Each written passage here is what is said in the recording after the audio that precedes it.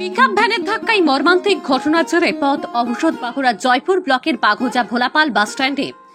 আজ সকালে প্রাতকর্ম করতে বেরিয়ে পিকআপ ভ্যানের ধাক্কায় গুরুতর আহত হন এক ব্যক্তি, এমনটাই জানান এলাকার মানুষজন। ওই ঘটনায় দুর্ঘটনাগ্রস্ত ব্যক্তিকে স্থানীয় মানুষজন দ্রুত ওই ঘটনাস্থল থেকে উদ্ধার করে জয়পুর ব্লক প্রাথমিক স্বাস্থ্য কেন্দ্রে নিয়ে যায়। সেখানে চিকিৎসকেরা অবস্থার অবনতি হলে স্থানান্তরিত করে বিষ্ণুপুর জেলা হাসপাতালে। আর বিকালবেলায় খবর আসে মারা গেছেন। আর এই খবর জানতে পেরে গ্রামবাসীরা উত্তপ্ত হয়ে ওঠে। 8 থেকে 80 পুরুষ মহিলা সকলে 2 নম্বর রাজ্য সড়ক অবরোধ করে বিক্ষোভ দেখায়।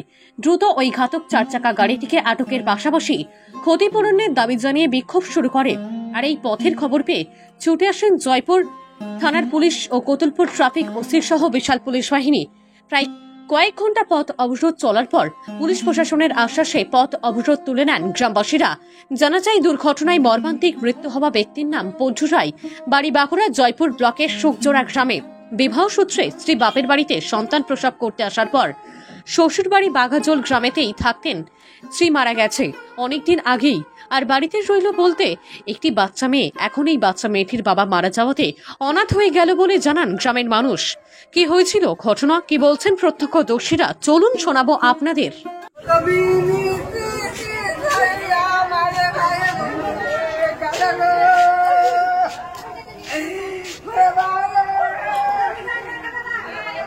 রাস্তায় যাচ্ছিল, ও এক সাইডে আমরা সাইডে যাচ্ছিল, দিয়ে যেতে যেতে আর একটা গাড়ি এসে ধাক্কা নিয়ে একবার মুখে করে নিয়ে দিয়ে একবার ফাউড়ি ফেলে দিল।